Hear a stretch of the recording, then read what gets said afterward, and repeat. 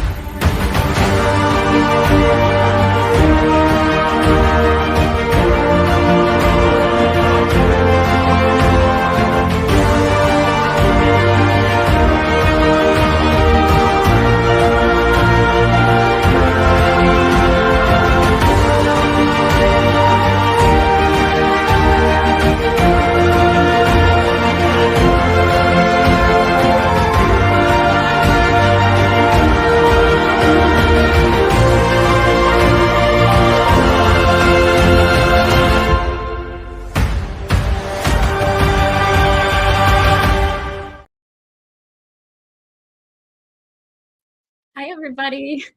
Sorry I was late. A little bit more than a little. Yeah, had to reboot, and I was just being a tard. So, yep, figured it out. Found my mic, found my camera. It's fine. We're all good. And back for another week. Sorry. Thanks for sticking around. Anyone who was here before, I had my little blonde moment. I should have just said that technology is screwing up, but I don't know how to lie, I guess.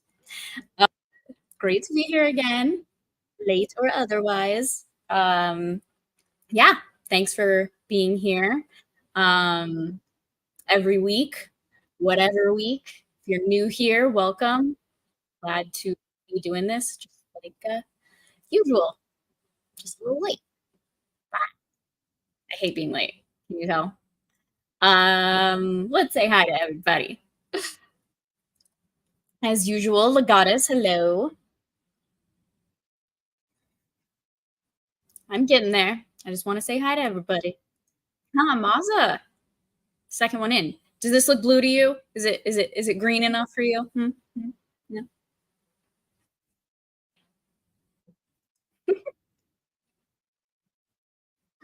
CJ, hey, what's up? How's it going? You're a busy bee. Dom, hello. Hope you're getting through your own book decently well.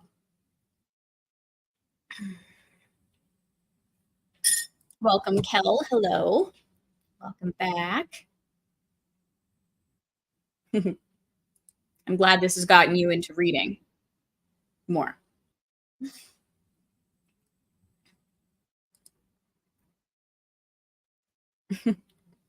Well, I'm glad because I do flub up a lot of words. And with this particular book, I was chatting with someone on Twitter, Kratos, where the run-on sentences do get to me sometimes, where I feel like I'm not putting the right inflection on the right word or emphasis. Like it, yeah. But I figured it out. We get through it together.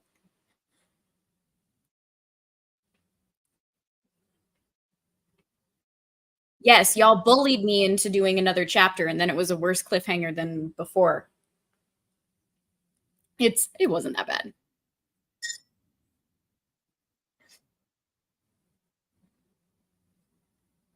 Yes, he's basically becoming a gladiator right now. Dom knows what's about to happen, just like some other people. Yes, let's blame Mazza. This was all Mazza's fault.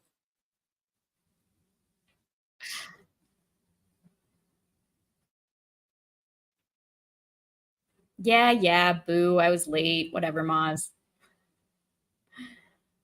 And yes, we're starting with chapter 19.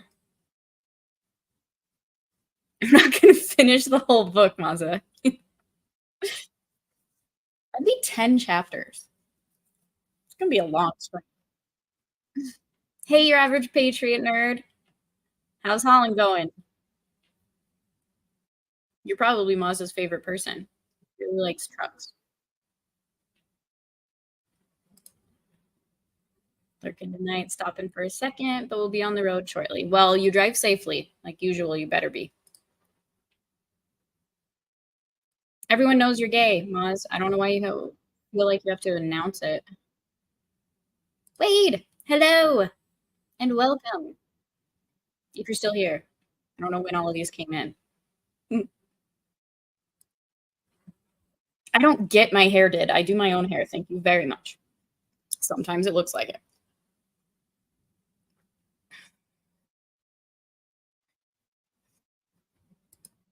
Y'all should recap amongst yourselves. I probably would do a shit job at it. Let's see. Recap. Where did we leave? Well, okay. So John Carter started on Earth, somehow ended up, after being chased by natives, to a cave. He somehow ends up on Mars and he meets some green Martians, as one might expect, especially during the times of when this was written. And hijinks ensue.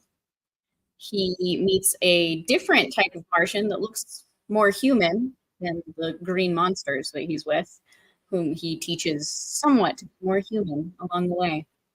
And he escapes with one of the green women and the other prisoner that looked like him, sort of, because they were followed, and he got captured because he sent away his human that he just professed his love for, and is in a different tribe as the one he originally landed in.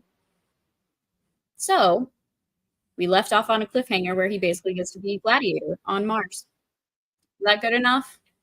Oh, and he has a really cute dog, Martian dog named Woola, and he's very loyal because he treats his animals proper, like when and where possible, at least. Hello, Clinton. It's really not that hot. Well, okay, I probably shouldn't be the one to judge heat because I like it hot, unlike a lot of people I know. Mud crab, hi. Mazza's here, so be peaceful.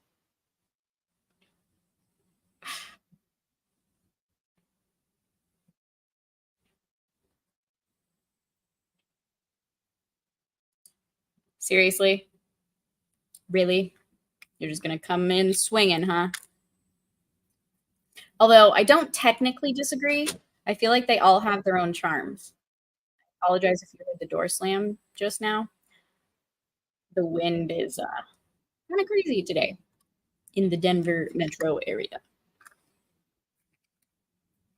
It's an internal door, not outside, but there's a patio, so the breeze kind of came through. Mazza, shut up. No one cares about your shit opinion. When will Carter meet Marvin the Martian and hopefully American? I don't quite think it's in this book. Maybe the next couple. We'll have to see.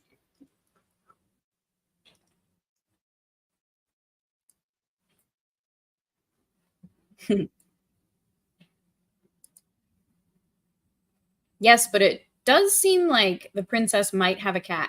If you recall, John wouldn't be worthy enough to take care of the cat or something along those lines, or groom it, or her grandmother's cat. I can't remember the specifics. But anyway, thank you everybody for being here again. I'm going to probably thank all of you 50 billion times, just like I normally do. If anyone is interested, there is a Stream Elements link pinned at the top of the chat. Nobody has to donate, but if you do, I appreciate it.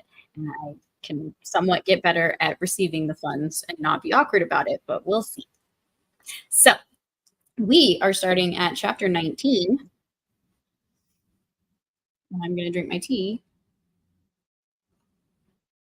before starting that up. Shut up, Maz. My wristbands are just fine. Thank you very much. Hello, darling.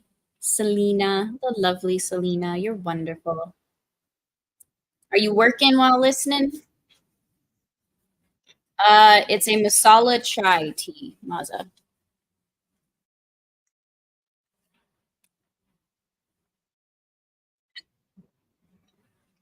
You gonna judge me on that too? What am I thinking? Of course you are. You're Maza, and I'm me. All right, everybody, strap in. We are about to head out on an adventure. Sorry, I got distracted.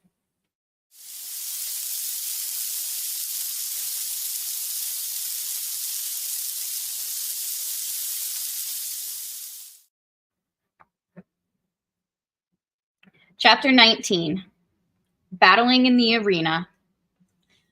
Slowly, I regained my composure and finally began to attempt to remove the keys from the dead body of my former jailer. Another part. Slight pause. He's trying to escape from his prison cell and discovered that there is likely something in the cell with him that was very hungry, monster-like most likely, and decided to eat the jailer that he just pulled the body away. The jailer that he just killed. So I think he dodged a bullet. And continuing, to remove the keys from the dead body of my former jailer. But as I reached out into the darkness to locate it, I found to my horror that it was gone. Then the truth flashed on me. The owners of those gleaming eyes had dragged my prize away from me to be devoured in their neighboring lair, as they had been waiting for days, for weeks, for months, through all this awful eternity of my imprisonment, to drag my dead carcass to their feast. For 2 days, no food was brought me, but then a new messenger appeared, and my incarceration went on as before. But not again did I allow my reason to be urged by the horror of my position. Shortly after this episode, another prisoner was brought in and chained near me. By the dim torchlight, I saw that he was a red Martian, and I could scarcely await the departure of his guards to address him. As their retreating footsteps died away in the distance, I called out softly the Martian word of greeting, Kaor. Who are you who speaks out of the darkness? He answered. John Carter, a friend of the red men in Helium. I am of Helium, he said, but I do not recall your name. And then I told him my story and written it here, omitting only any reference to my love for Deja Thoris. He was much excited by the news of Helium's princess and seemed quite positive that he and Sola could easily have reached a point of safety from where they left me. He said that he knew the place well because the defense through which the warriors had passed when they discovered us was the only one ever used by them when marching to the south. Deja Thoris and Sola entered the hills not 5 miles from a great waterway and are now probably quite safe, he assured me. My fellow prisoner was Cantos Khan, a Padwar lieutenant in the city of Helium. He had been a member of the ill-fated expedition which had fallen into the hands of the Tharks at the time of Deja Thoris's capture, and he briefly related the events which followed the defeat of the battleships. Badly injured and only partially manned, they had limped slowly toward Helium. But while passing near the city of Zidanga, the capital of Helium's hereditary enemies among the red men of Barsoom, they had been attacked by a great body of war vessels, and all but the craft to which Kantos Khan belonged were either destroyed or captured. His vessel was chased for days by 3 of the Zidangan warships, but finally escaped during the darkness of a moonless night. 30 days after the capture of Deja Thoris, or about the time of our coming to Thark, His vessel had reached Helium with about 10 survivors of the original crew of 700 officers and men. Immediately, 7 great fleets, each of 100 mighty warships, had been dispatched to search for Deja Thoris, and from these vessels, 2,000 smaller craft had been kept out continuously in futile search for the missing princess. 2 green Martian communities had been wiped off the face of Barsoom by the avenging fleets, but no trace of Deja Thoris had been found. They had been searching among the northern hordes, and only within the past few days had they extended their quest to the south. Kontos Khan had been detailed to one of the small one-man forces and had had the misfortune to be discovered by the Warhoons while exploring their city. The bravery and daring of the man won my greatest respect and admiration. Alone, he had landed at the city's boundary and on foot had penetrated to the buildings surrounding the plaza. For 2 days and nights, he had explored their quarters and their dungeons in search of his beloved princess, only to fall into the hands of a party of Warhoons as he was about to leave, after assuring himself that Deja Thoris was not a captive there. During the period of incarceration, Kontos Khan and I became well acquainted and formed a warm personal friendship. A few days only elapsed, however, before we were dragged forth from our dungeon for the great games. We were conducted early one morning to an enormous amphitheater, which instead of having been built upon the surface of the ground, was excavated below the surface. It had partially filled with debris, so that how large it had originally been was difficult to say. In its present condition, it held the entire 20,000 Warhoons of the assembled hordes. Uh-oh. Is my audio? Oh, sorry, guys. Let me check it out. Do I have to restart? This is gonna suck. Un momento, por favor.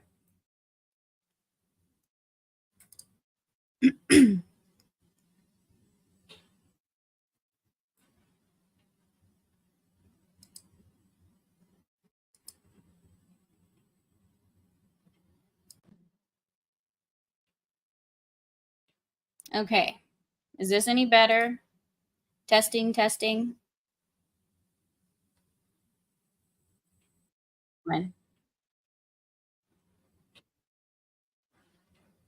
This will be fun.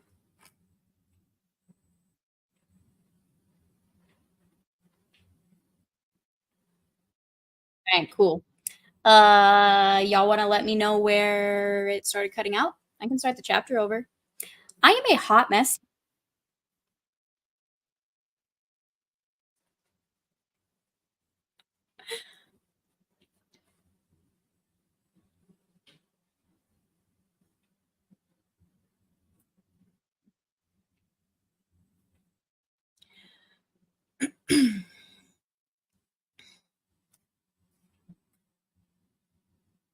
Kind of when I started. All right, screw it. Let's start it over, everybody.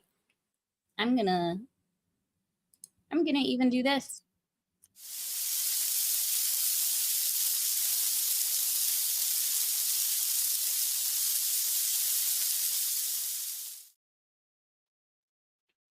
Chapter 19, Battling in the Arena. Slowly, I regained my composure and finally essayed again to attempt to remove the keys from the dead body of my former jailer. But as I reached out into the darkness to locate it, I found to my horror that it was gone. Then the truth flashed on me. The owners of those gleaming eyes had dragged my prize away from me to be devoured in the neighboring lair, as they had been waiting for days, for weeks, for months, through all this awful eternity of my imprisonment to drag my dead carcass to their feast. For 2 days, no food was brought me, but then a new messenger appeared, and my incarceration went on as before. But not again did I know my reason to be submerged by the horror of my position. Shortly after this episode, another prisoner was brought in and chained near me. By the dim torchlight, I saw that he was a red Martian, and I could scarcely await the departure of his guards to address him. As the retreating footsteps died away in the distance, I called out softly the Martian word for greeting, Kaor. Who are you who speaks out of the darkness? He answered. John Carter, a friend of the red men in Helium. I am of Helium, he said, but I do not recall your name.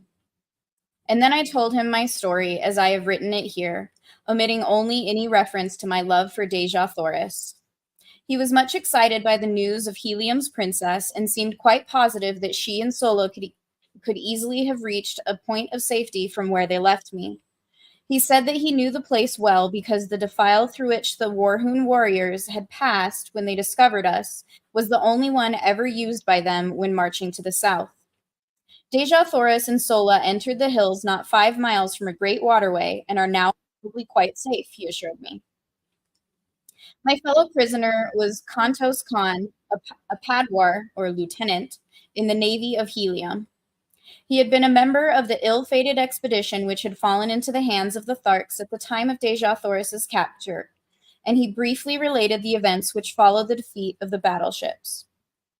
Badly injured and only partially manned, they had limped slowly toward Helium, but while passing near the city of Zidanga, the capital of Helium's hereditary enemies among the Red Men of Barsoom, they had been attacked by a great body of war vessels, and all but the craft to which Kantos Khan belonged were either destroyed or captured. His vessel was chased for days by 3 of the Zidangan warships, but finally escaped during the darkness of a moonless night. 30 days after the capture of Deja Thoris, or about the time of our coming to Thark, his vessel had reached Helium with about 10 survivors of the original crew of 700 officers and men. Immediately, 7 great fleets, each of 100 mighty warships, had been dispatched to search for Deja Thoris, and from these vessels, 2,000 smaller craft had been kept out continuously in futile search for the missing princess. 2 green Martian communities had been wiped off the face of Barsoom by the avenging fleets, but no trace of Deja Thoris had been found. They had been searching among the northern hordes, and only within the past few days had they extended their quest to the south. Kantos Khan had been detailed to one of the small one-man flyers and had had the misfortune to be discovered by the Warhoons while exploring their city. The bravery and daring of the man won my greatest respect and admiration. Alone, he had landed at the city's boundary and on foot had penetrated to the buildings surrounding the plaza. For 2 days and nights, he had explored their quarters and their dungeons in search of his beloved princess, only to fall into the hands of a party of Warhoons as he was about to leave, after assuring himself that Deja Thoris was not a captive there. During the period of our incarceration, Kantos Khan and I became well acquainted and formed a warm personal friendship. A few days only elapsed, however, before we were dragged forth from our dungeon for the great games. We were conducted early one morning to an enormous amphitheater, which instead of having been built upon the surface of the ground, was excavated below the surface. It had partially filled with debris, so that how large it had originally been was difficult to say. In its present condition, it held the entire 20,000 Warhoons of the assembled hordes. The arena was immense, but extremely uneven and unkempt.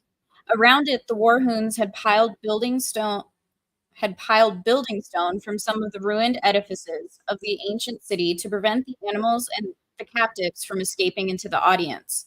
And at each end had been constructed cages to hold them until their turns came to meet some horrible death upon the arena. Kantos Khan and I were confined together in one of the cages.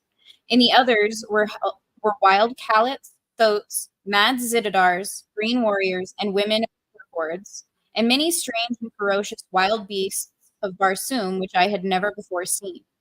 The din of their roaring, growling, and squealing was deafening, and the formidable appearance of any one of them was enough to make the stoutest heart feel grave forebodings.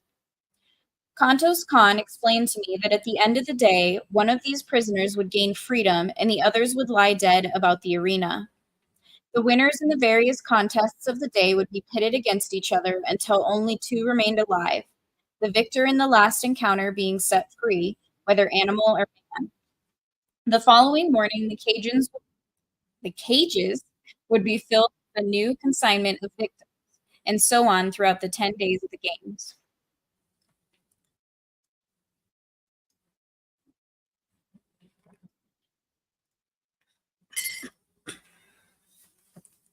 Shortly after we had been caged, the amphitheater began to fill, and within an hour, every available part of the seating space was occupied.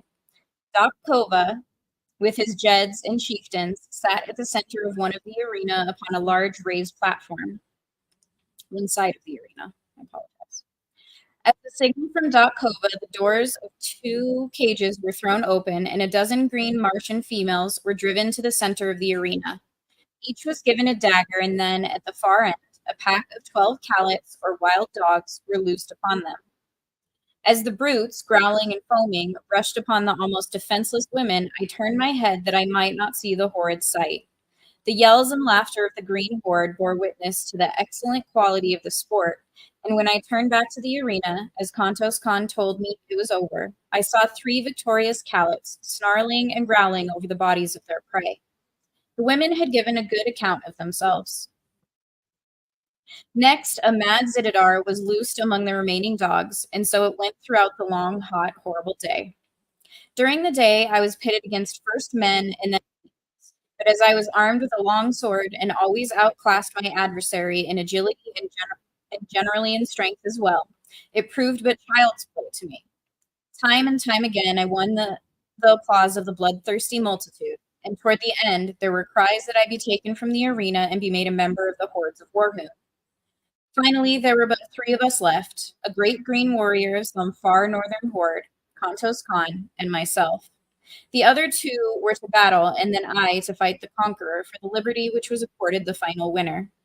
Kantos Khan had fought several times during the day, and like myself had always proven victorious, but occasionally by the smallest of margins, especially when pitted against the green warriors. I had little hope that he could back his giant adversary who had mowed down all before him during the day. The fellow towered nearly 6 feet in height, while Kantos Khan was some inches under 6 feet. As they advanced to meet one another, I saw for the first time a trick of Martian swordsmanship which centered Kantos Khan's every hope of victory and life on one cast of the dice. For as he came to within about 20 feet of the huge fellow, he threw his sword arm far behind him over his shoulder, and with a mighty sweep hurled his weapon point foremost at the green warrior. It flew true as an arrow and pierced the poor devil's heart, laid him dead upon the arena, and pierced his heart. Kantos Khan and I were now pitted against each other, but as we approached to the encounter, I whispered to him to prolong the battle until nearly dark, in the hope that we might find some means of escape. The horde evidently guessed that we had no hearts to fight each other, and so they howled in rage as neither of us placed a fatal thrust. Just as I saw the sudden coming of dark, I whispered to Kantos Khan to thrust his sword between my left arm and my body. As he did so, I staggered back, collapsing the sword tightly with my arm, and thus fell to the ground with his weapon apparently protruding from my chest. Kantos Khan perceived my coup, and stepping quickly to my side, he placed his foot upon my neck, and withdrawing his sword from my body, gave me the final death blow through the neck, which is supposed to sever the jugular vein. But in this instance, the cold blade slipped harmlessly into the sand of the arena. In the darkness which had fallen, none could tell but that he had really finished me. I whispered to him to go and claim his freedom, and then look for me in the hills east of the city, and so he left me. When the amphitheater had cleared, I crept stealthily to the top, and as the great excavation lay far from the plaza, and in an untenanted portion of the great dead city, I had little trouble in reaching the hills beyond. He must have had some theater under his belt, huh? Hopefully y'all can still hear me.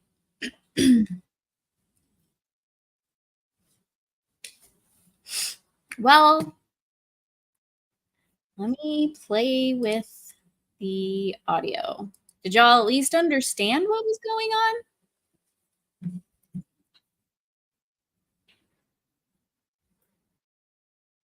I'm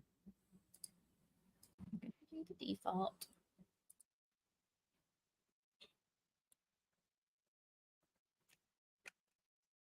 I'm going to power cycle real quick.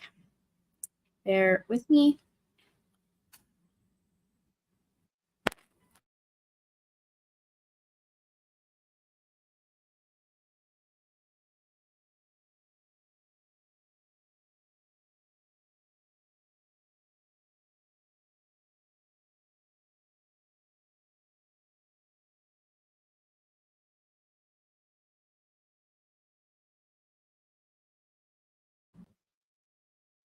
All right, let's see if this is any better. What do y'all think? Watch it start working, and then I read another chapter, and it gets all fuzzy again.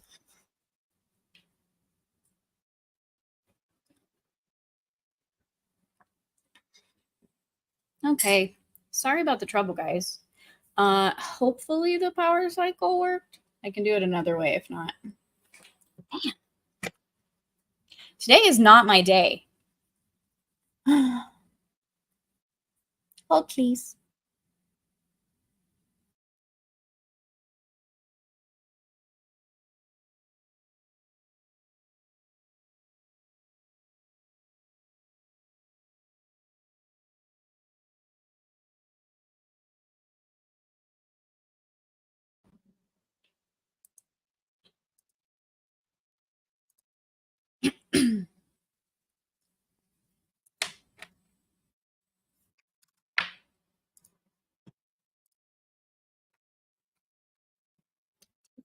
Testing. Maybe it's just my voice. Should I drink more tea?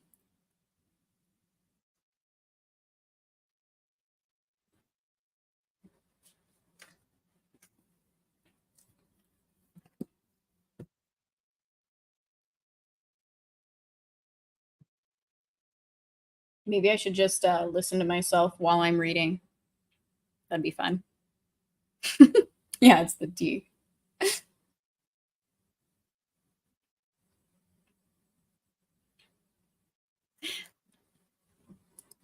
Okay, well, hopefully this keeps working. I listened and it seems like it's okay on my end.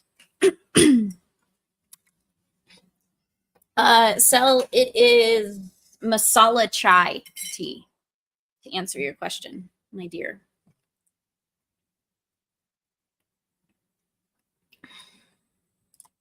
Did I have that up the entire time? Mud crab, like,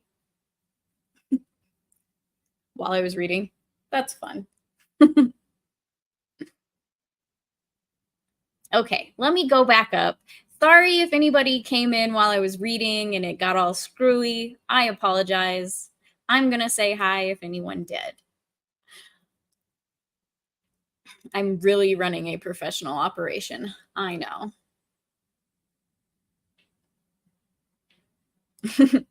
Like John Connors, hi, if you're still here. Thank you for sticking around through all of the technical difficulties.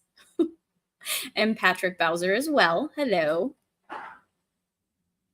I'm not going to provide a preference there.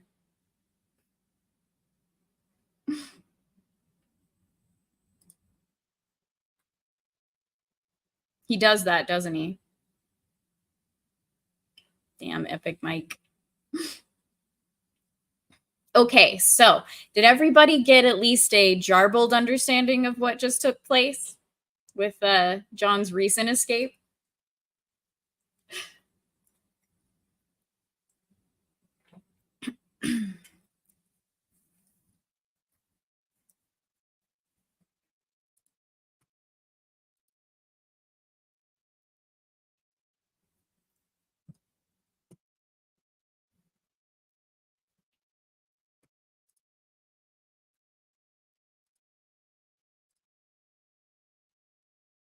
Yes. No, Lord. Carter did play act his death. Very Shakespearean of him. So he found a new friend. Hopefully he can get back to Helium and meet up with Sola and Deja Thoris. But let's see if he does.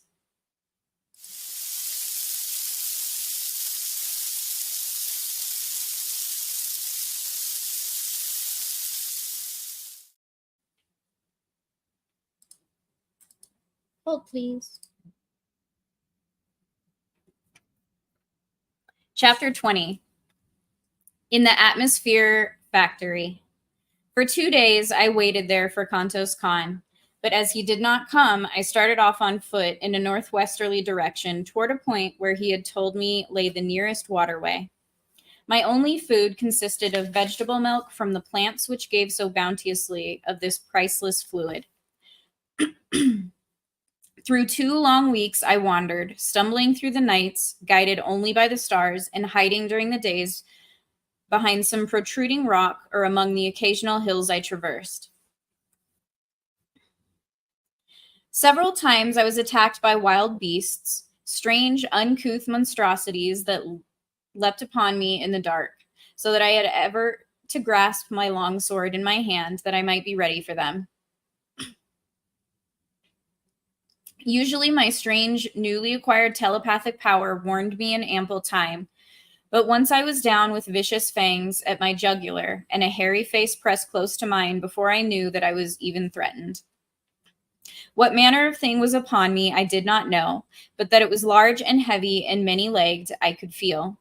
My hands were at its throat before the fangs had a chance to bury themselves in my neck, and slowly I forced the hairy face from me and closed my fingers vice-like upon its windpipe. Without sound, we lay there, the beast exerting every effort to reach me with those awful fangs, and I straining to maintain grip and choke the life from it as I kept it from my throat. Slowly, my arms gave to the unequal struggle, and inch by inch, the burning eyes and gleaming tusks of my antagonist crept toward me until, as the hairy face touched mine again, I realized that all was over. And then a living mass of destruction sprang from the surrounding darkness full upon the creature that held me pinioned to the ground. The two rolled growling upon the moss, tearing and rending one another in a frightful manner. But it was soon over, and my preserver stood with lowered head above the throat of the dead thing which would have killed me. The nearer moon, hurtling suddenly above the horizon and lighting up the Barsoomian scene, showed me that my preserver was Woola. But from whence he had come, or how he found me, I was at a loss to know. That I was glad of his companionship, it is needless to say, but my pleasure at seeing him was tempered by my anxiety as to the reason of his leaving Deja Thoris. Only her death, I felt sure, could account for his absence from her, so faithfully I knew him to be to my commands. So faithful I knew him to be to my commands. By the light of the now brilliant moons, I saw that he was but a shadow of his former self, and as he turned from my caress and commenced greedily to devour the dead carcass at my feet, I realized that the poor fellow was more than half starved. I myself was in but little better plight, but I could not bring myself to eat the uncooked flesh, and I had no means of making a fire.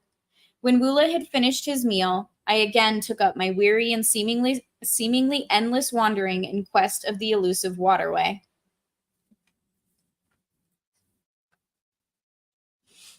At daybreak of the 15th day of my search, I was overjoyed to see the high trees that denoted the object of my search. About noon, I dragged myself wearily to the portals of a huge building which covered perhaps 4 square miles and towered 200 feet in the air. It showed no aperture in the mighty walls other than the tiny door at which I sank exhausted, nor was there any sign of life about it. I could find no bell or other method of making my presence known to the inmates of the place, unless a small round hole in the wall near the door was for that purpose. It was of about the bigness of a lead pencil, and thinking that it might be in the nature of a speaking tube, I put my mouth to it and was about to call into it when a voice issued from it asking me whom I might be, where from, and the nature of my errand. I explained that I had escaped from the war hoons and was dying of starvation and exhaustion.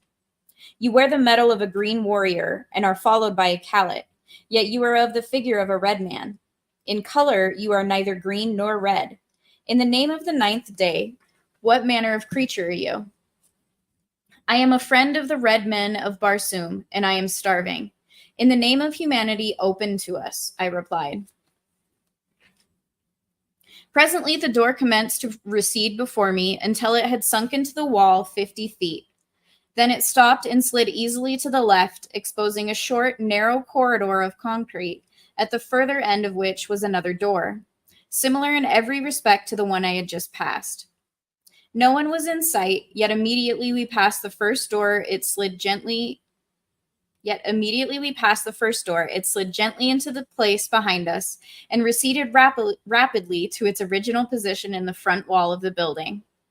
As the door had slipped aside, I had noted its great thickness, fully 20 feet, and as it reached its place once more after closing behind us, great cylinders of steel had dropped from the ceiling behind it and fitted their lower ends into apertures countersunk in the floor. A second and third door receded before me and slipped to one side as the first, before I reached a large inner chamber where I found food and drink set out upon a great stone table.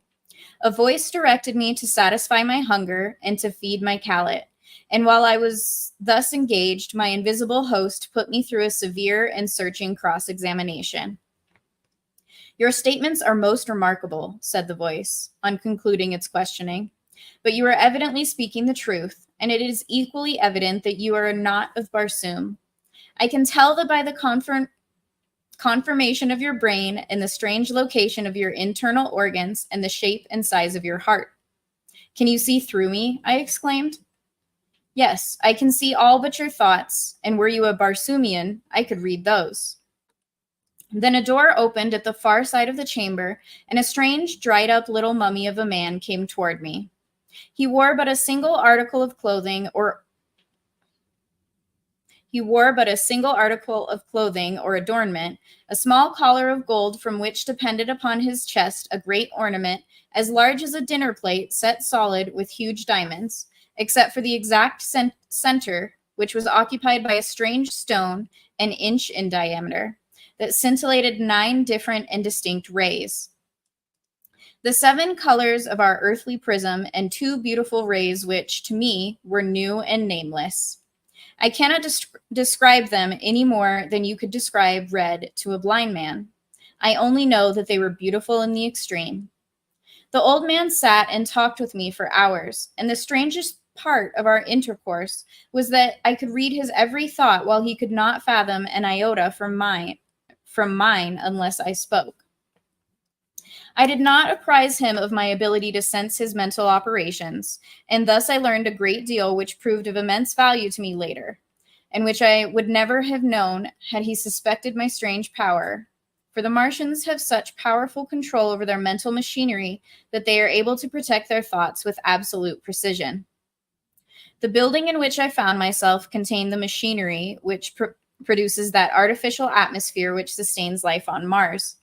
The secret of the entire process hinges on the use of the 9th ray, one of the beautiful scintillations which I had noted emanating from the great stone in my host's diadem.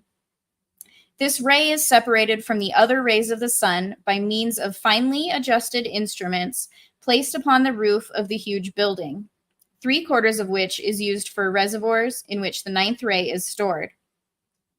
This product is then treated electrically, or rather certain portions of refined electric vibrations are incorporated with it, and the result is then pumped to the 5 principal air centers of the planet where, as it is released, contact with the ether of space transforms into atmosphere. There is always sufficient reserve of the 9th ray stored in the great building to maintain the present Martian atmosphere for 1,000 years. And the only fear, as my new friend told me, was that some accident might befall the pumping apparatus. And there is another image of the old man sat and talked with me for hours. So it's John Carter and the old man that he just met. Here we go.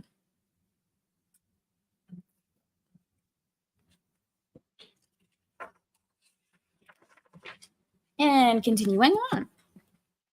He led me to an inner chamber where I beheld a battery of 20 radium pumps, any one of which was equal to the task of furnishing all Mars with the atmosphere compound.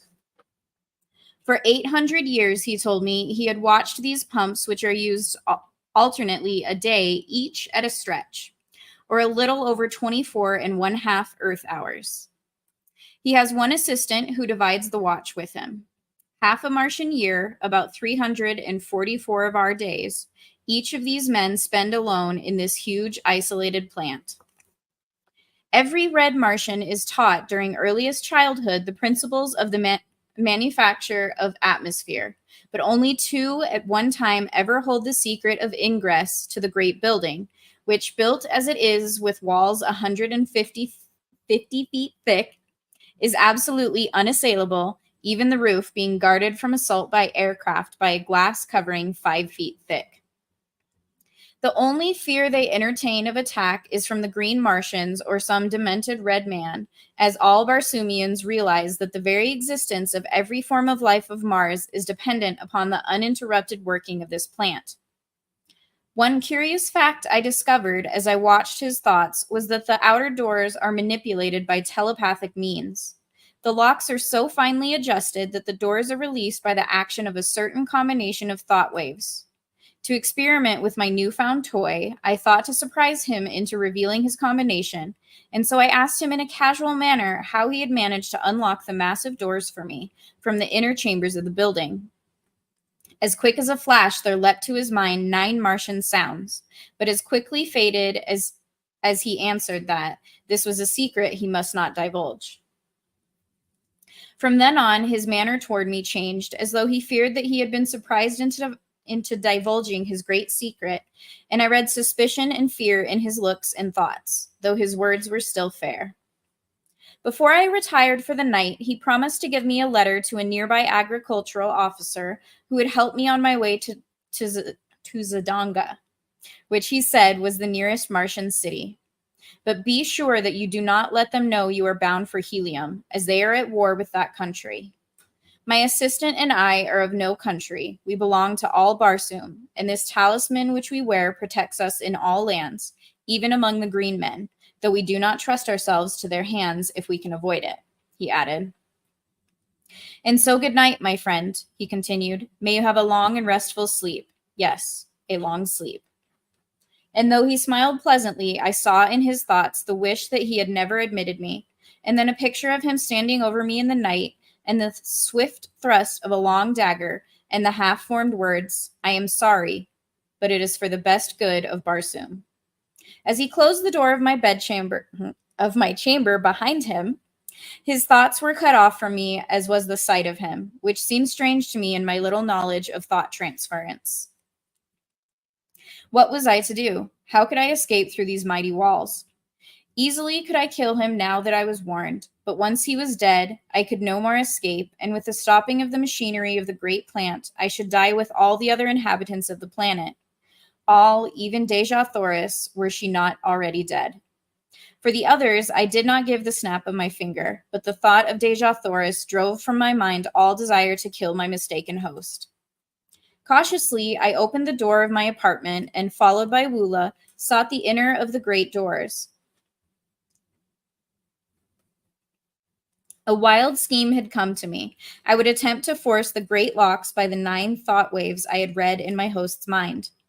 Creeping stealthily through corridor after corridor and down winding runways which turned hither and thither, I finally reached the great hall in which I had broken my long fast that morning. Nowhere had I seen my host, nor did I know where he kept himself by night. I was on the point of stepping boldly out into the room when a slight noise behind me warned me back into the shadows of a recess in the corridor. Dragging Woola after me, I crouched low in the darkness. Presently, the old man passed close by me, and as he entered the dimly lighted chamber which I had been about to pass through, I saw that he held a long, thin dagger in his hand, and that he was sharpening it upon a stone. In his mind was the decision to inspect the radium pumps, which would take about 30 minutes, and then return to my bedchamber and finish me. As he passed through the great hall and disappeared down the runway which led to the pump room, I stole stealthily from my hiding place and crossed to the great door, the inner of the 3 which stood between me and liberty. Concentrating my mind upon the massive lock, I hurled the 9 thought waves against it. In breathless expectancy, I waited. When finally the great door moved softly toward me and slid quietly to one side. One after the other, the remaining mighty portals opened at my command, and Woola and I stepped forth into the darkness, free, but little better off than we had been before, other than that we had full stomachs. Hastening away from the shadows of the formidable pile, I made for the first crossroad, intending to strike the central turnpike as quickly as possible. This I reached about morning, and entering the first enclosure I came to, I searched for some evidences of a habitation. There were low, rambling buildings of concrete barred with heavy, impassable doors, and no amount of hammering and hallowing brought any response. Weary and exhausted from sleeplessness, I threw myself upon the ground, commanding Woola to stand guard. Some time later, I was awakened by his frightful growlings and opened my eyes to see 3 red Martians standing a short distance from us and covering me with their rifles. I am unarmed and no enemy, I hastened to explain. I have been a prisoner among the green men and am on my way to Zidonga. All I ask is food and rest for myself and my Kalet and the proper directions for reaching my destination. They lowered their rifles and advanced pleasantly toward me, placing their right hands upon my left shoulder. After the manner of their custom of salute and asking me many questions about myself and my wanderings. They then took me to the house of one of them, which was only a short distance away. The buildings I had been hammering at in the early morning were occupied only by stock and farm produce. The house proper, standing among a grove of enormous trees and like all red Martian homes, had been raised at night some 40 or 50 feet from the ground on a large round metal shaft, which slid up or down within a sleeve sunk in the ground, and was operated by a tiny radium engine in the entrance hall of the building. Instead of bothering with bolts and bars for their dwellings, the red Martians simply run them up out of harm's way during the night. They also have private means for lowering or raising them from the ground without if they wish to go away and leave them. These brothers, with their wives and children, occupied 3 similar houses on this farm. They did no work themselves, being government officers in charge. The labor was performed by convicts, prisoners of war, delinquent debtors, and confirmed bachelors who were too poor to pay the high celibate tax which all red Martian governments impose. They were the personification of cordiality and hospitality, and I spent several days with them, resting and recuperating from my long and arduous experiences. When they had heard my story, I omitted all reference to Deja Thoris and the old man of the atmosphere plant. They advised me to color my body to more nearly resemble their own race, and then attempt to find employment in Zidonga, either in the army or the navy. The chances are small that your tale will be believed until after you have proven your trustworthiness and won friends among the higher nobles of the court.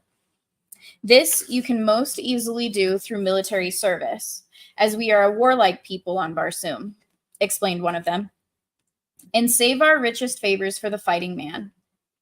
When I was ready to depart, they furnished me with a small domestic bullthoat, such as is used for saddle purposes by all red Martians. The animal is about the size of a horse and quite gentle, but in color and shape an exact replica of his huge and fierce cousin of the wilds. The brothers had supplied me with a reddish oil with which I anointed my entire body, and one of them cut my hair, which had grown quite long, in the prevailing fashion of the time, square at the back and banged in front, so that I could have passed anywhere upon Barsoom as a full-fledged red Martian. My medal and ornaments were also renewed in the style of a Zidongan gentleman, attached to the house of Tor, which was the family name of my benefactors. They filled a little sack at my side with Zidongan money. The medium of exchange upon Mars is not dissimilar from our own, except that the coins are oval.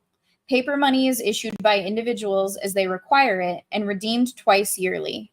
If a man issues more than he can redeem, the government pays his creditors in full, and the debtor works out the amount upon the farms or in mines, which are all owned by the government. This suits everybody except the debtor, as it has been a difficult thing to obtain sufficient voluntary labor to work the great isolated farmlands of Mars, stretching as they do like narrow ribbons from pole to pole, through wild stretches peopled by wild animals and wilder men. When I mentioned my inability to repay them for their kindness to me, they assured me that I would have ample opportunity if I lived long upon Barsoom. And bidding me farewell, they watched me until I was out of sight upon the broad white turnpike.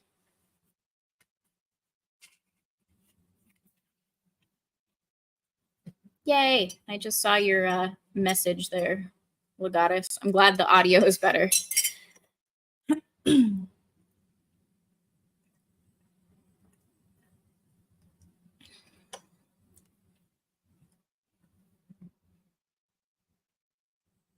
Yeah, I really enjoyed the arena fight in the movie. Mud crab.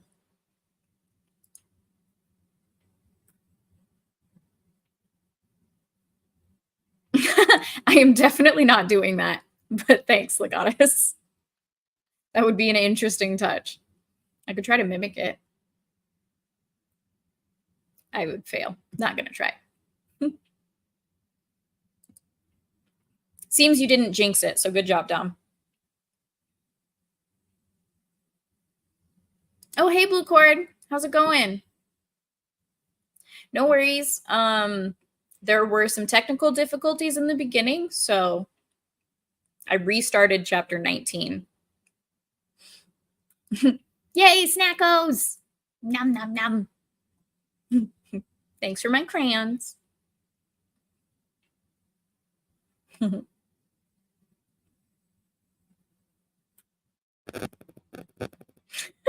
My crap.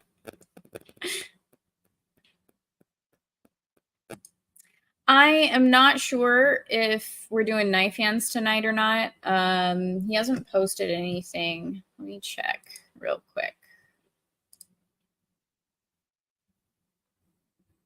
Yeah, I don't see anything in our group chat. It is possible no knife hands tonight. If I see anything,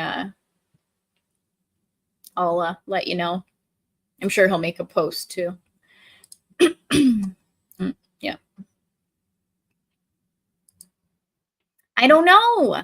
I'm sure we'll find out. We have to because he was somewhat of a major side character that you would need to know. Like they made what is his name? Edgar Rice Burroughs. He made him out to be big enough of a side character that we'll at least find out if they killed him and set him free that way, or if something happened. We have to, at least for storytelling's sake, I would say. I could be totally and completely wrong because, like I've said, it's been a while since I read this.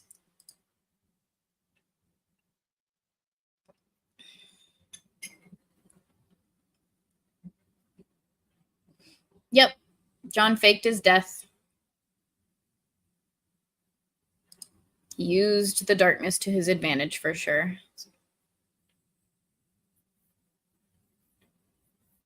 Yeah, I thought that was interesting. He kind of went heavy-handed with it too. Government friggin' welfare. It's very possible. I mean, there's 7 books, so I wouldn't be shocked at that. I have a feeling he's not dead.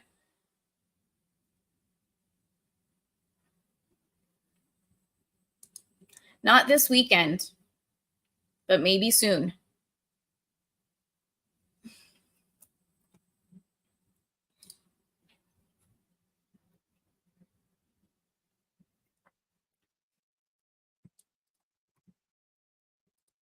My tea has gotten cold.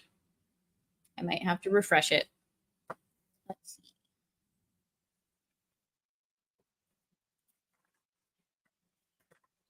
Yeah, give me a second, guys. I am going to go top my tea off. I'll be back. Maybe.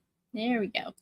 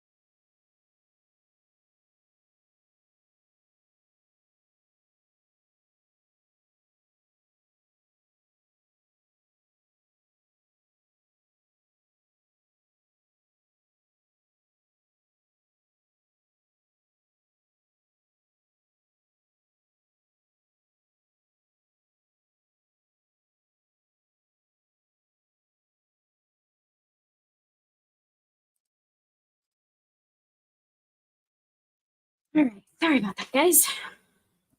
Now it's just got to steep. I'm not drinking iced tea, Legatus. That's not good for the throat.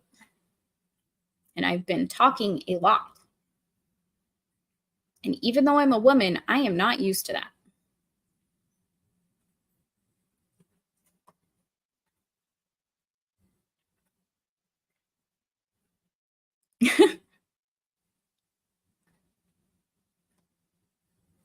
Like Devil said, or Beelzebub in the chat right now, very soon. Just not in a day and a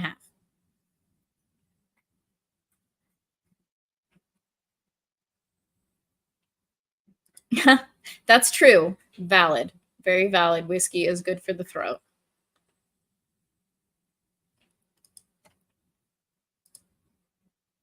All right.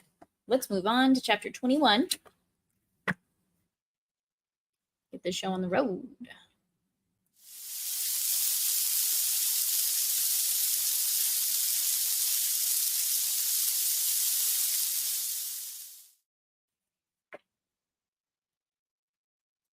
Chapter 21. An Air Scout for Zidanga. As I proceeded on my journey towards Zidanga, many strange and interesting sights arrested my attention, and at the several farmhouses where I stopped, I learned a number of new and instructive things concerning the methods and manners of Barsoom. The water which supplies the farms of Mars is collected in immense underground reservoirs at either pole from the melting ice caps and pumped through long conduits to the various populated centers. Along either side of these conduits, and extending their entire length, lie the cultivated districts. These are divided into tracts of about the same size, each tract being under the supervision of one or more government officers. Instead of flooding the surfaces of the fields and thus wasting immense quantities of water by evaporation, the precious liquid is carried underground through a vast network of small pipes directly to the roots of the vegetation. The crops upon Mars are always uniform, for there are no drafts, no rains, no high winds, no droughts, no rains, no high winds, and no insects or destroying birds. On this trip, I tasted the first meat I had eaten since leaving Earth. Large, juicy steaks and chops from the well-fed domestic animals of the farms. Also, I enjoyed luscious fruits and vegetables, but not a single article of food which was exactly similar to anything on Earth. Every plant and flower and vegetable and animal has been so refined by ages of careful scientific cultivation and breeding that the like of them on Earth dwindled into pale, gray, characterless nothingness by comparison. At a second stop, I met some highly cultivated people of the noble class, and while in conversation, we chanced to speak of helium. One of the older men had been there on a diplomatic mission several years before and spoke with regret of the conditions which seemed destined ever to keep these two countries at war. Helium, he said, rightly boasts the most beautiful women of Barsoom, and of all her treasures, the wondrous daughter of Morris Kajak, Deja Thoris, is the most exquisite flower. Why, he added, the people really worship the ground she walks upon, and since her loss on that ill-starred expedition, all Helium has been draped in mourning. That our ruler should have attacked the disabled fleet as it was returning to Helium was but another of his awful blunders, which I fear will sooner or later compel Zidanga to elevate a wiser man to his place. Even now, though our victorious armies are surrounding Helium, the people of Zidanga are voicing their displeasure, for the war is not a popular one, which it is not, since it is not based on right or justice. Our forces took advantage of the absence of the principal fleet of Helium on their search for the princess, and so we have been able easily to reduce the city to a sorry plight. It is said she will fall within the next few passages of the further moon.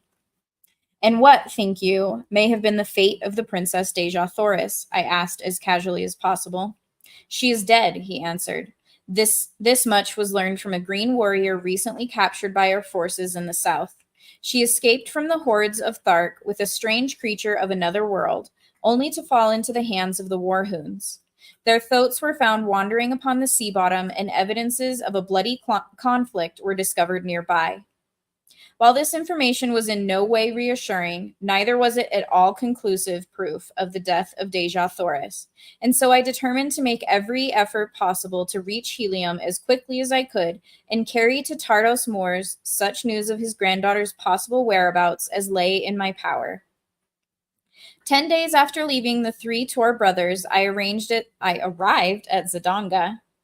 From the moment that I had come in contact with the red inhabitants of Mars, I had noticed that Woola drew a great amount of unwelcome attention to me, since the huge brute belonged to a species which is never domesticated by the red men. Were one to stroll down Broadway with a Numidian lion at his heels, the effect would be somewhat similar to that which I should have produced had I entered Zidanga with Woola. The very thought of parting with the faithful fellow caused me so great regret and genuine sorrow that I put it off until just before we arrived at the city's gates. But then, finally, it became imperative that we separate.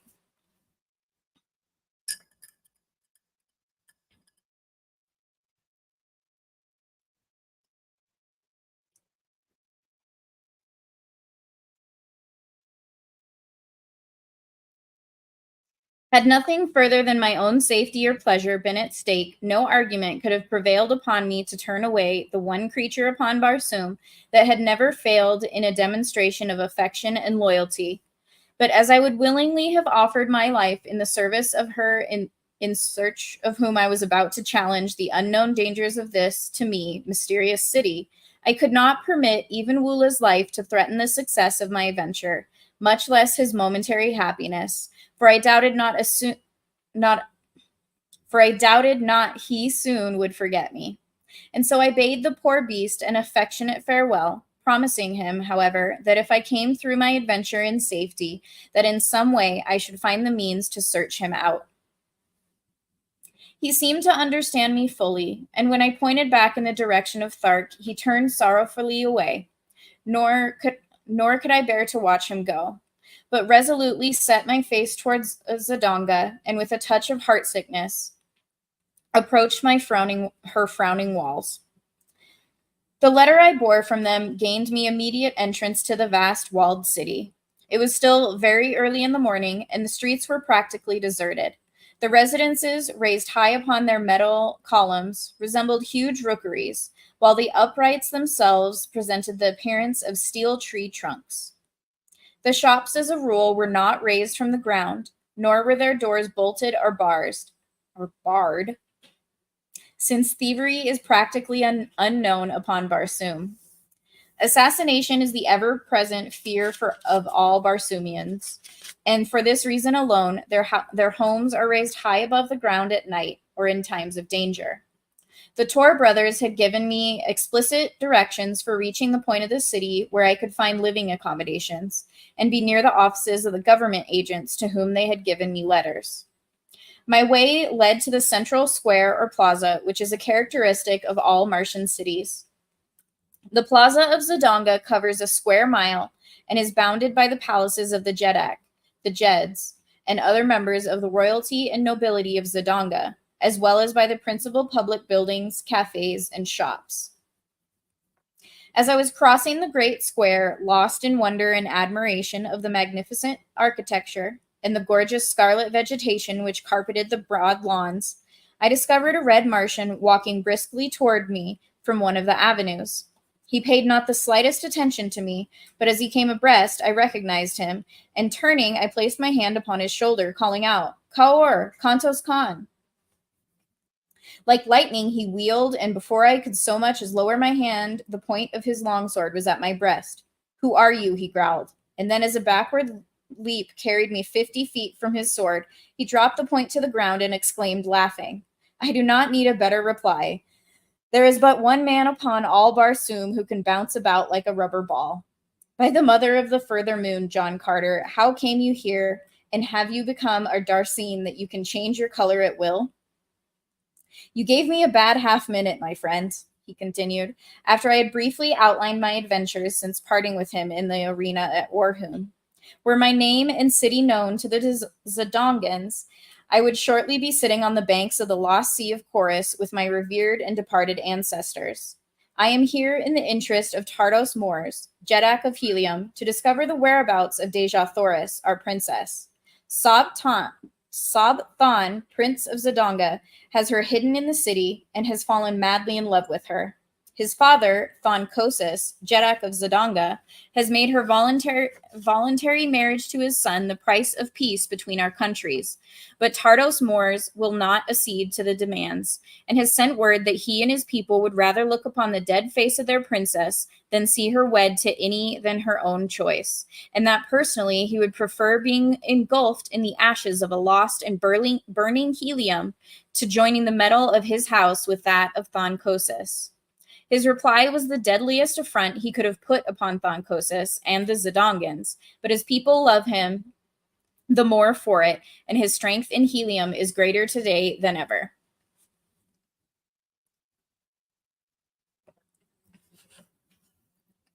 I have been here 3 days, continued Kantos Khan, but I have not yet found where Deja Thoris is imprisoned.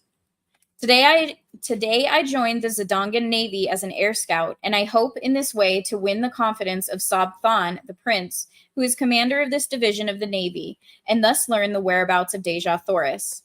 I am glad that you are here, John Carter, for I know your loyalty to my princess, and two of us working together should be able to accomplish much. The plaza was now commencing to fill with people going and coming upon the daily activities of their duties. The shops were opening and the cafes filling with early morning patrons. Kantos Khan led me to one of those gorgeous eating places where we were served entirely by mechanical apparatus. No hand touched the food from the time it entered the building in its raw state until it emerged hot and delicious upon the tables before the guests, in response to the touching of tiny buttons to indicate their desires. After our meal, Kantos Khan took me with him to the headquarters of the Air Scout Squadron and, introducing me to his superior, asked that I be enrolled as a member of the Corps. In accordance with custom, an examination was necessary, but Kantos Khan had told me to have no fear on this score, as he would attend to that part of the matter. He accomplished this by taking my order for examination to the examining officer and representing himself as John Carter. This ruse will be discovered later, he cheerfully explained, when they check up my weights, measurements, and other personal identification data, but it will be several months before this is done, and our mission should be accomplished or have failed long before that time. The next few days were spent by Kantos Khan in teaching me the intricacies of flying and of repairing the dainty little contrivances which the Martians use for this purpose. The body of the one-man aircraft is about 16 feet long, 2 feet wide, and 3 inches thick, tapering to a point at each end. The driver sits on top of this plane upon a seat constructed over the small, noiseless radium engine which propels it. The medium of buoyancy is contained within the thin metal walls of the body and consists of the 8th Barsoomian ray, or ray of propulsion, as it may be termed in view of its properties. Ooh. This ray, like the 9th ray, is unknown on Earth, but the Martians have discovered that it is an inherent property of all light, no matter from what source it emanates.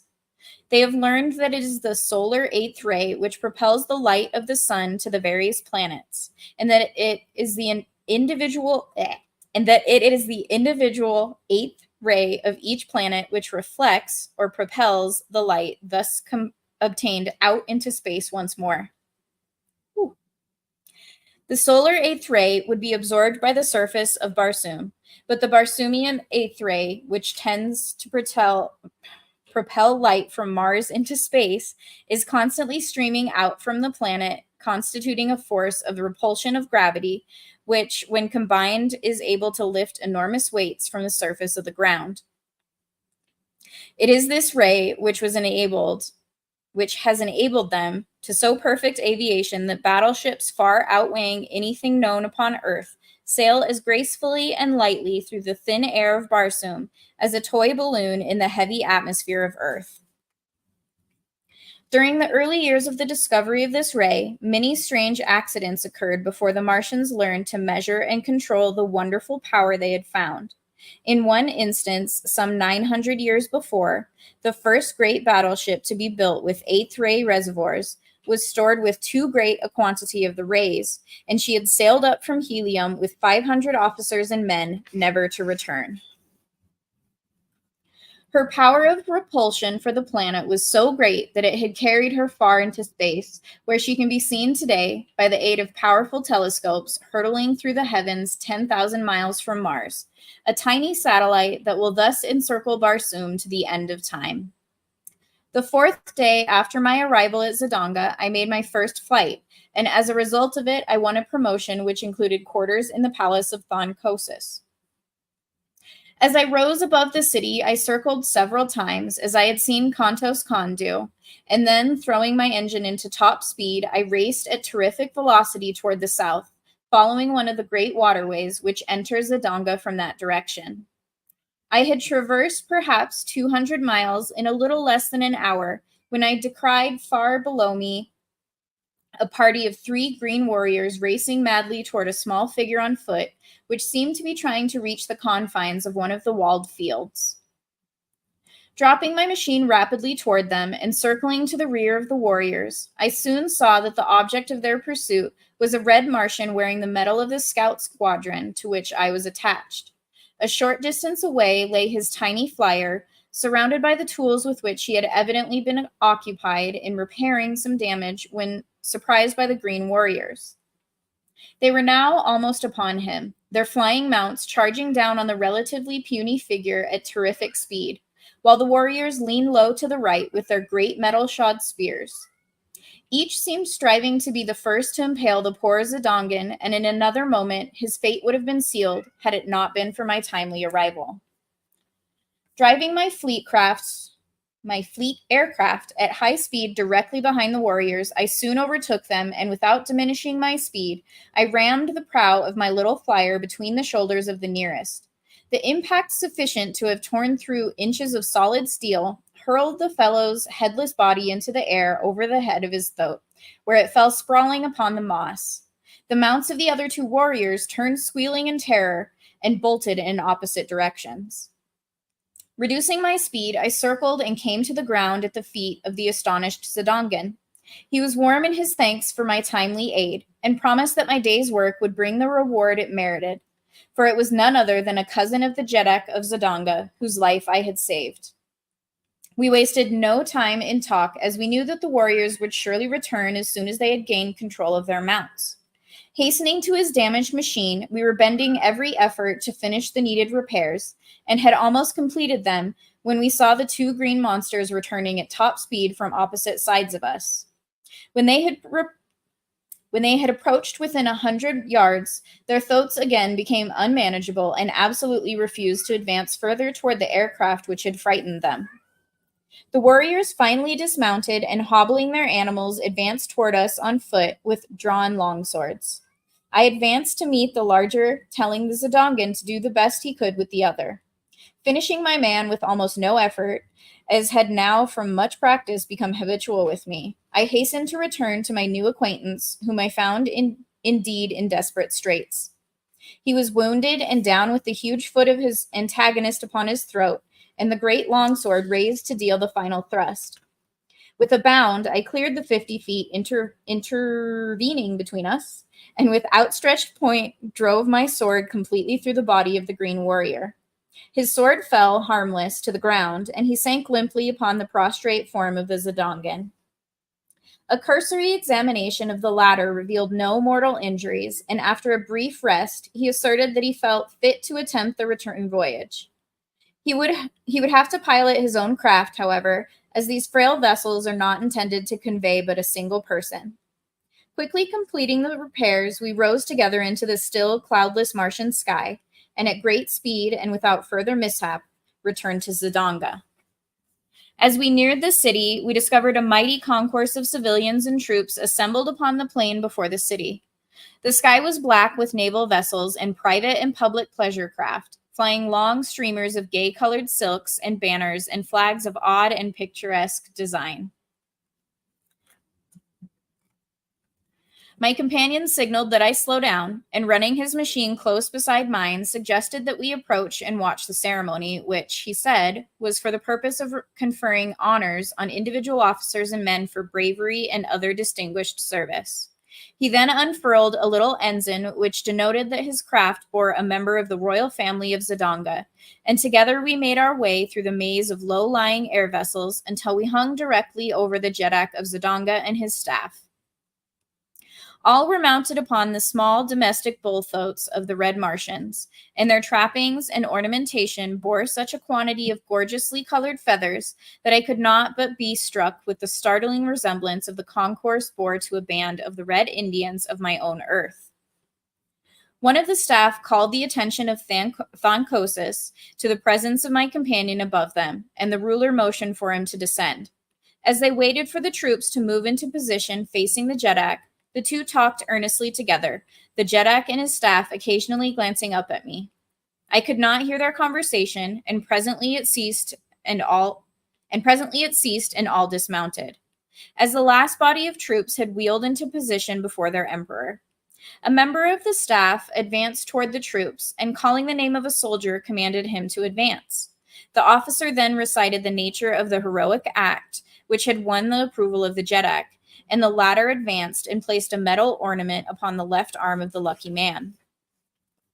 10 men had been so decorated when the aide called out, "John Carter, Air Scout." Never in my life had I been so surprised, but the habit of military discipline is strong within me, and I dropped my little machine lightly to the ground and advanced on foot as I had seen the others do. As I halted before the officer, he addressed me in a voice audible to the entire assemblage of troops and spectators. "In recognition, John Carter," he said, "of your remarkable courage and skill in defending the person of the cousin of the Jeddak, Thoncosis, and, single-handed, vanquishing 3 green warriors, it is the pleasure of our Jeddak to confer on you the mark of his esteem." Thoncosis then advanced toward me and, placing an ornament upon me, said, "My cousin has narrated the details of your wonderful achievement, which seem little short of miraculous. And if you can so well defend a cousin of the Jeddak, how much better could you defend the person of the Jeddak himself? You are therefore appointed a padwar of the guards, and will be quartered in my palace hereafter." I thanked him, and at his direction joined the members of his staff. After the ceremony, I returned my machine to its quarters on the roof of the barracks of the Air Scout Squadron, and with an orderly from the palace to guide me, I reported to the officer in charge of the palace. John Carter kind of fits well on Mars, huh, everybody? Keeps getting all these promotions, decorations, showing off his jumping skills.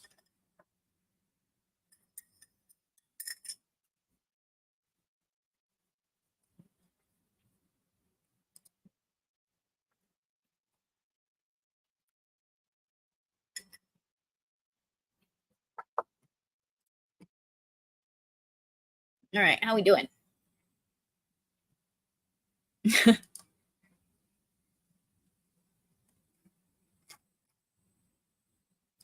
Whatever you say, Blue Cord. I'm pretty that's 20,000. I thought that said 2,000. I don't know. Still seems like a lot.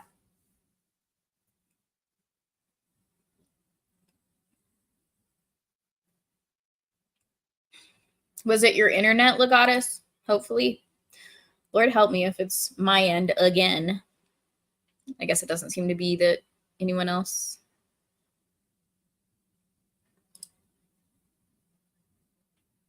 Yeah. Well, I feel like it does. It's just he's at a significant advantage coming from Earth and being a lot lighter, capable to jump. And he also has a different kind of training.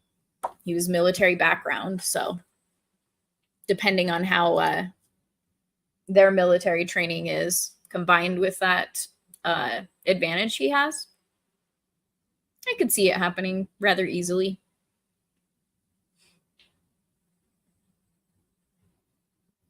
It is sad that he had to say goodbye to Woola. I would hate that. I want a Woola. Anyone want to send me a Woola?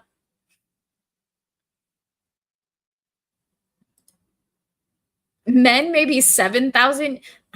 Are you saying that that's how many women say not are allowed? I feel like I might have misinterpreted what you were saying in that case. And then I would agree with you.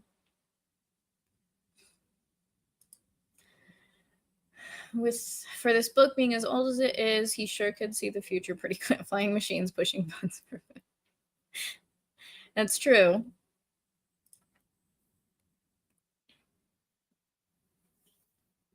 Well, and even the food serving, with the, not to get too like political, but with the minimum wage stuff going on right now, the fast food restaurants, I feel like we're not all that far off from just ordering from your app, showing up, like using a QR code or something, like showing it to a camera. Like even robots will make the food and everything. That's what it's seeming like. I'm just saying.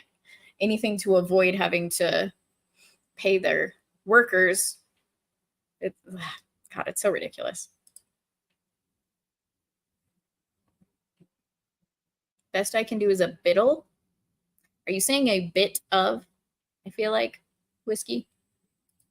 Number of words each use per day. Okay, yeah, I was misinterpreting what you were saying. I thought you were saying what we were allowed to say.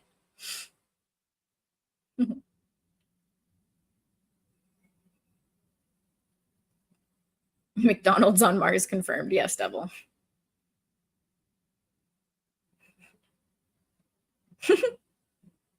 You have 2 oolas of your own.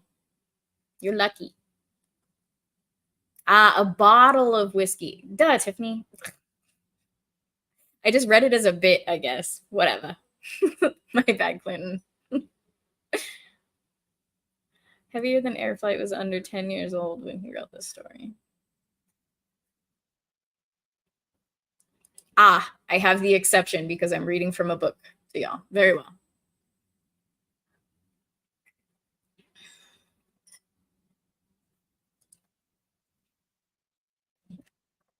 Oops.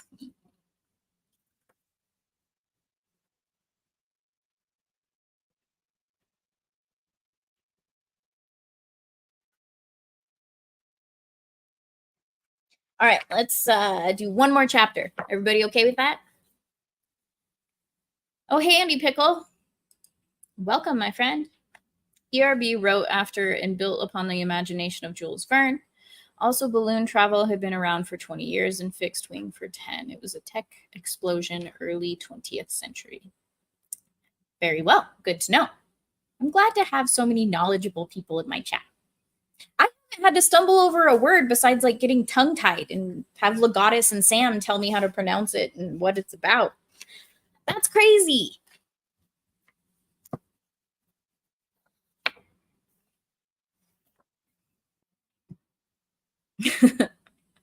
No, just one more.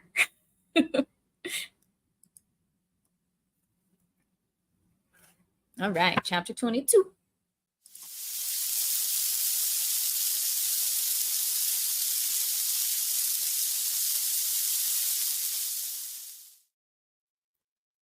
Chapter 22. I find Deja. The major domo, to whom I reported, had been given instructions to station me near the person of the Jeddak who, in time of war, is always in great danger of assassination, as the rule that all is fair in war seems to constitute the entire ethics of Martian conflict. He therefore escorted me immediately to the apartment in which Thonkosis then was.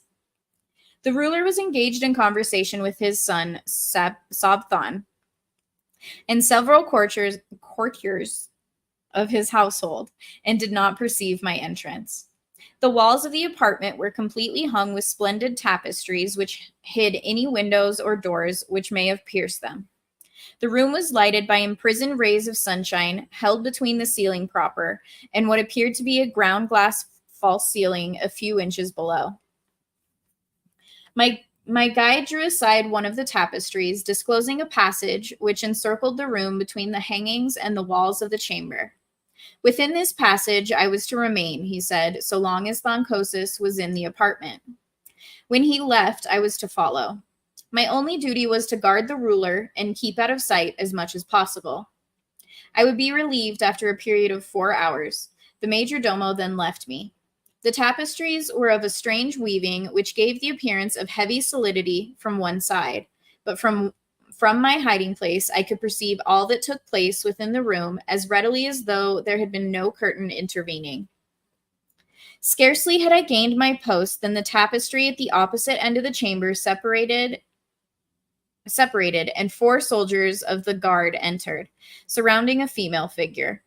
As they approached Thoncosis, the soldiers fell to either side, and there standing before the Jeddak, and not 10 feet from me, her beautiful face radiant with smiles, was Dejah Thoris. Sabthan, Prince of Zidanga, advanced to meet her, and hand in hand they approached close to the Jeddak. Thoncosis looked up in surprise, and rising saluted her. To what strange freak do I owe this visit from the Princess of Helium, who, 2 days ago, with rare consideration for my pride, assured me that she would prefer Tal Hajus, the green Thark, to my son? Dejah Thoris only smiled the more, and with the roguish dimples playing at the corners of her mouth, she made answer. From the beginning of time upon Barsoom, it has been the prerogative of woman to change her mind, as she listed, and to dissemble in matters concerning her heart. That you will forgive Thoncosis, as has your son. 2 days ago, I was not sure of his love for me, but now I am, and I have come to beg of you to forget my rash words and to accept the assurance of the Princess of Helium that when the time comes, she will wed Sabthan, Prince of Zidanga.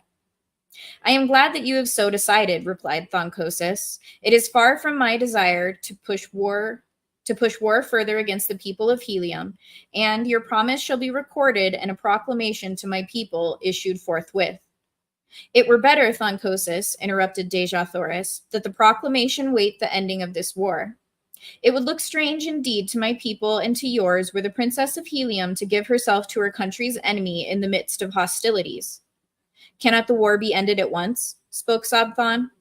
It requires but the word of Thoncosis to bring peace. Say it, my father. Say the word that will hasten my happiness and end this unpopular strife.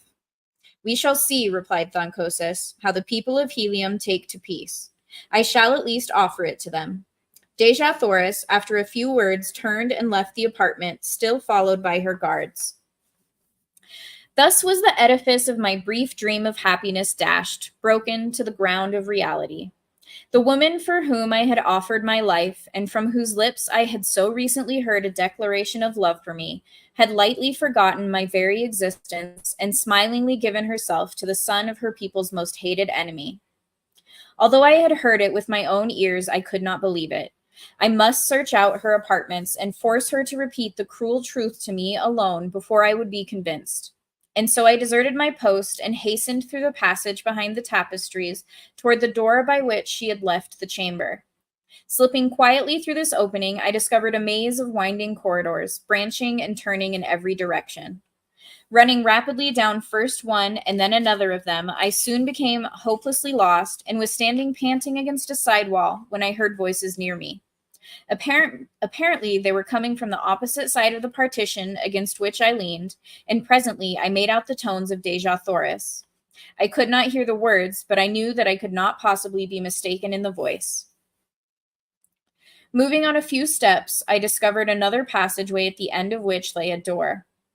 Walking boldly forward, I pushed into the room only to find myself in a small antechamber in which were the 4 guards who had accompanied her. One of them instantly arose and accosted me, asking the nature of my business. I am from Thoncosis, I replied, and wish to speak privately with Dejah Thoris, Princess of Helium. And your order? Asked the fellow.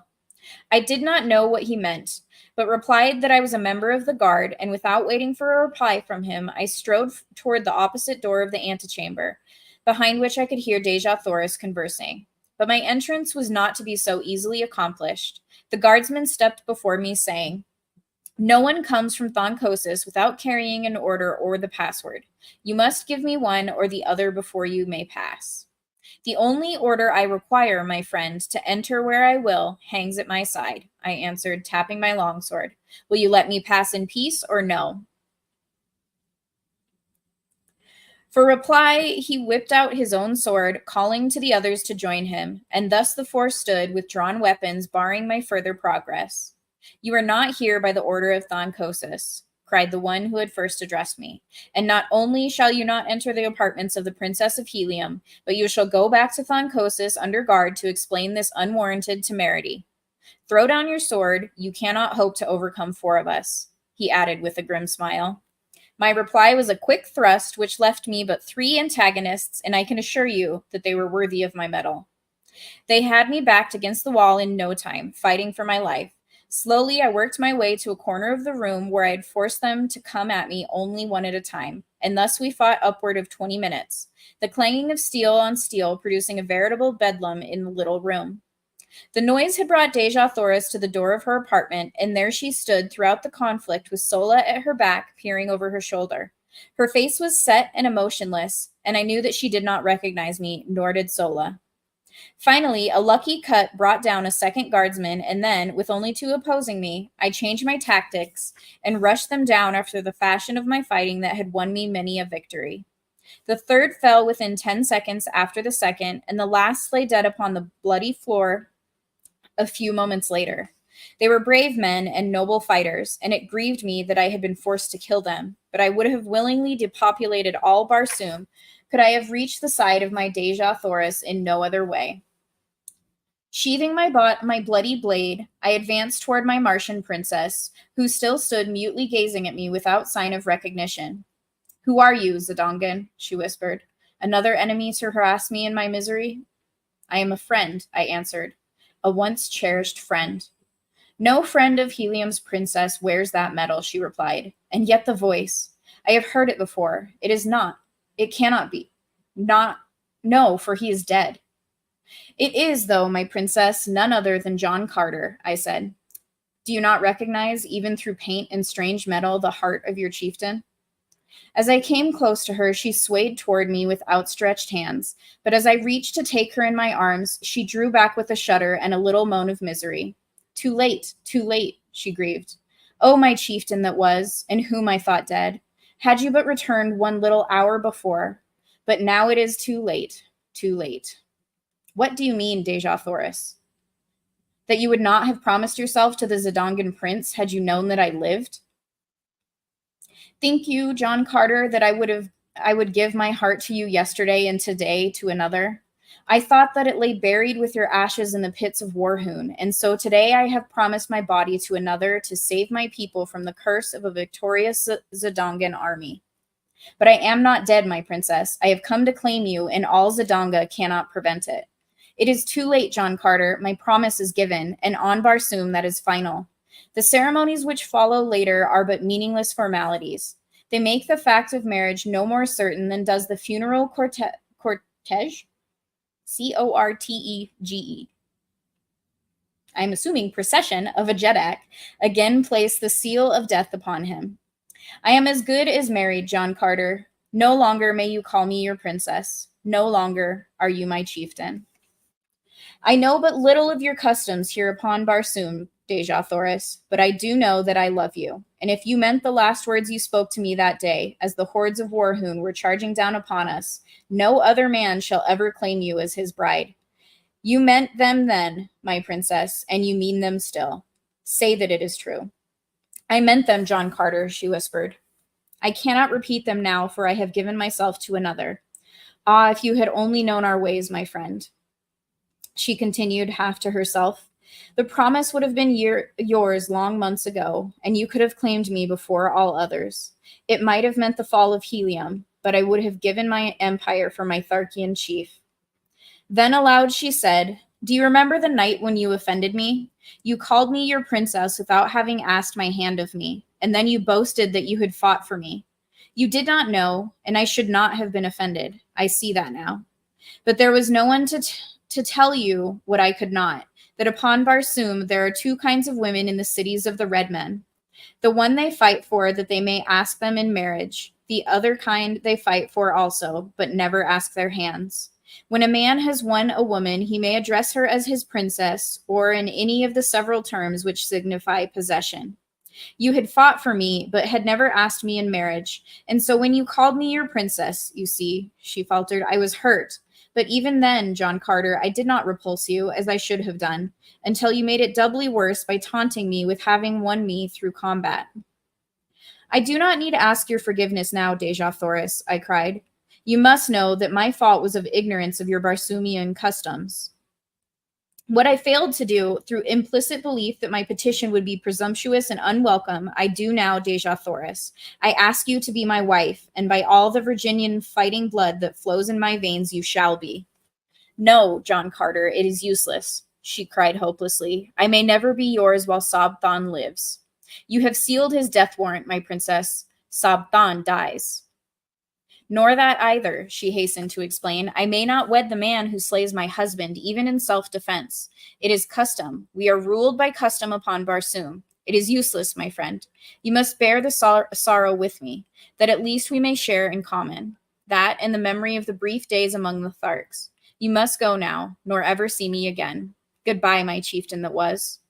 Disheartened and dejected, I withdrew from the room, but I was not entirely discouraged, nor would I admit that Deja Thoris was lost to me until the ceremony had actually been performed. As I wandered along the corridors, I was as absolutely lost in the mazes of winding passageways as I had been before I discovered Deja Thoris's apartments. I knew that my only hope lay in escape from the city of Zodonga, for the matter of the 4 dead guardsmen would have to be explained, and as I could never reach my original post without... Sorry. That was the wind. And as I could never reach my original post without a guide, suspicion would surely rest on me so soon as I was discovered wandering aimlessly through the palace.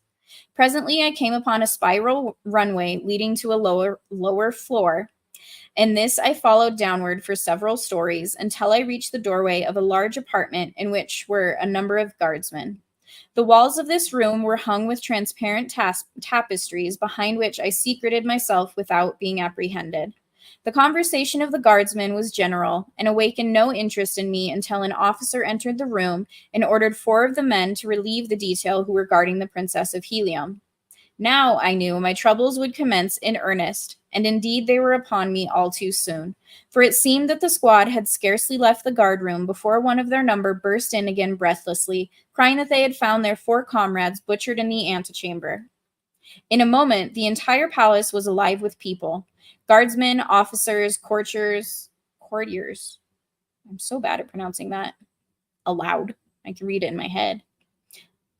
Guardsmen, officers, courtiers, servants, and slaves ran helter-skelter throughout the corridors and apartments, carrying messages and orders, and searching for signs of the assassin. This was my opportunity, and slim as it appeared, I grasped it, for as a number of soldiers came hurrying past my hiding place, I fell in behind them and followed through the mazes of the palace until, in passing through a great hall, I saw the blessed light of day coming in through the series of larger windows.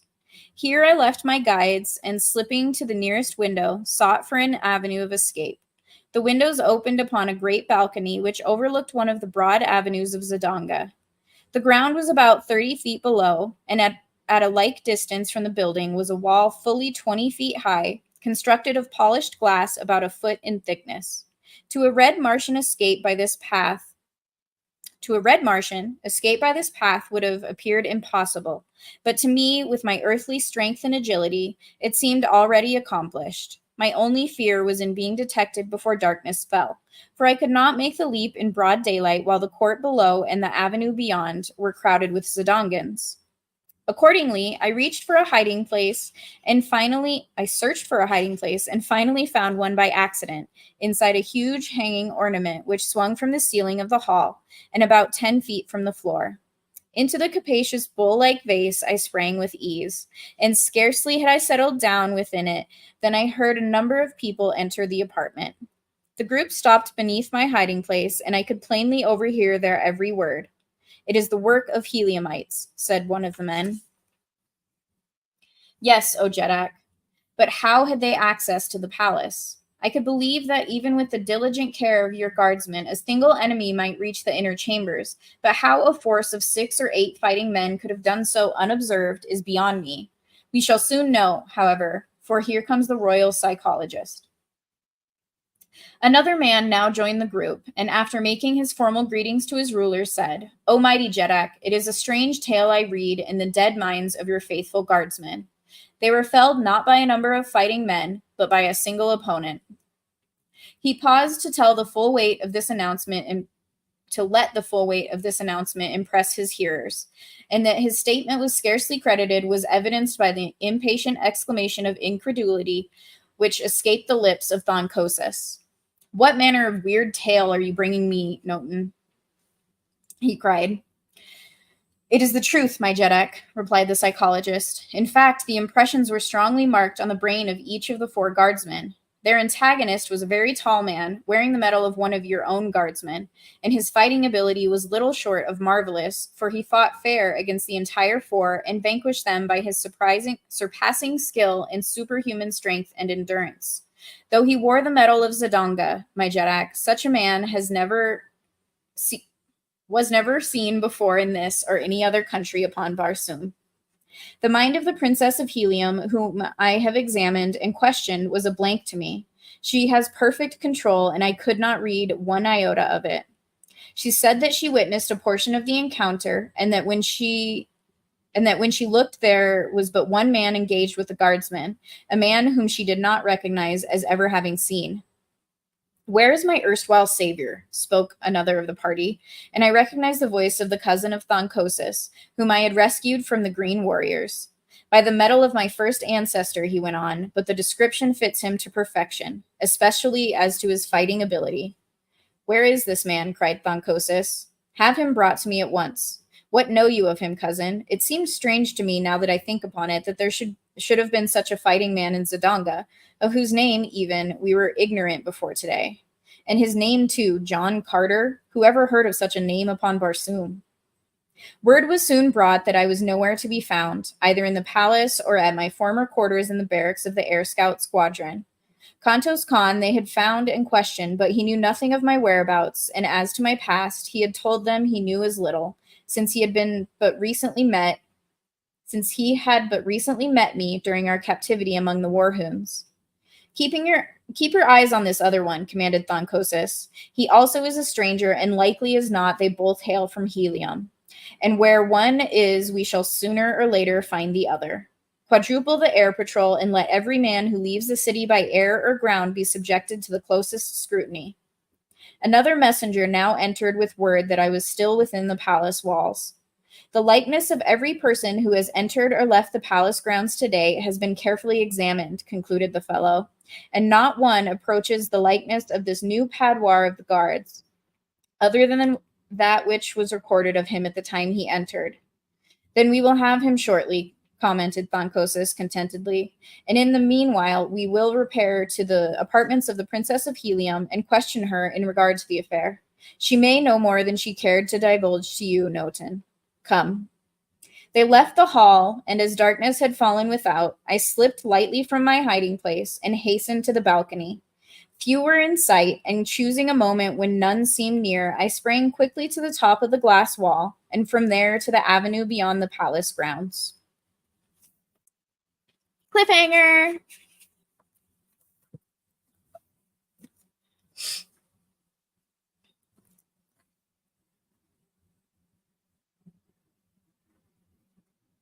Fickle is the love of a female, huh?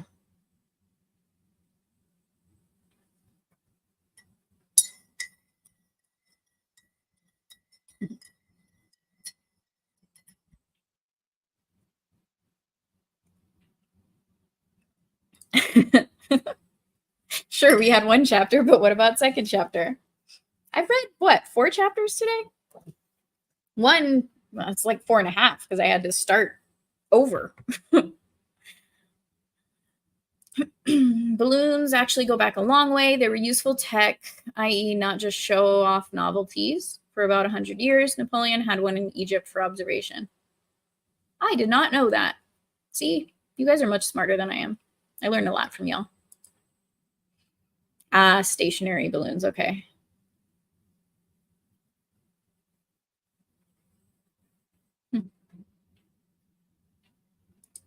Yeah, it sucks to be put in the friend zone, huh? predict things. Of course that was it, though. Come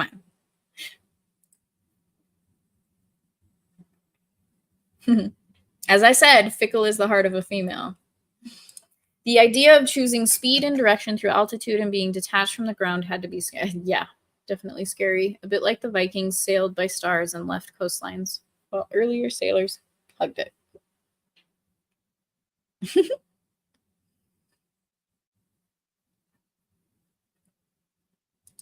I mean, he's been called a simp earlier in the story. Come on. He was blinded by his love and rage at losing his love. That's all I got.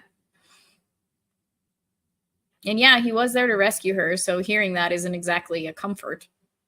I mean, it's nice that she's alive, but so quickly she turns her love. Should have put a ring on it. Nice, Andy. I promised you guys one more chapter.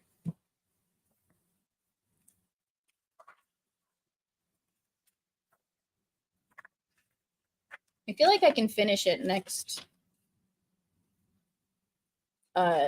stream, probably. We're on chapter 23. I could probably do that. What if I promise to finish the book next stream? Because I think it's 28 chapters.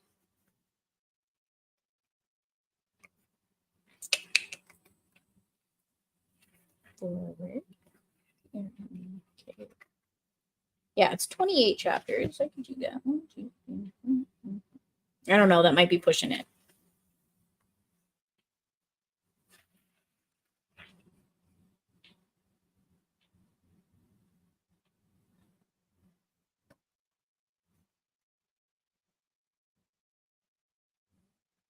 Yeah, they aren't that long of books. Okay, I promise to finish the book next stream. Should be next week, but I will say next stream. What say ye?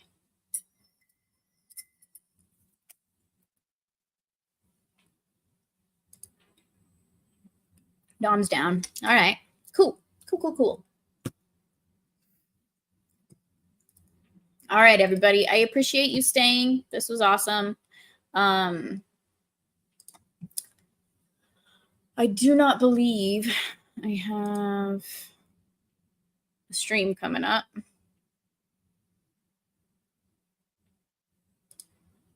Yeah, it doesn't look like we're doing knife hands tonight. Oops.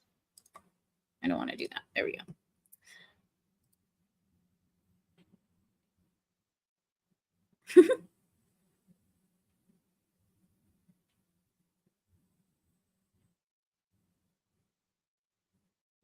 Nope.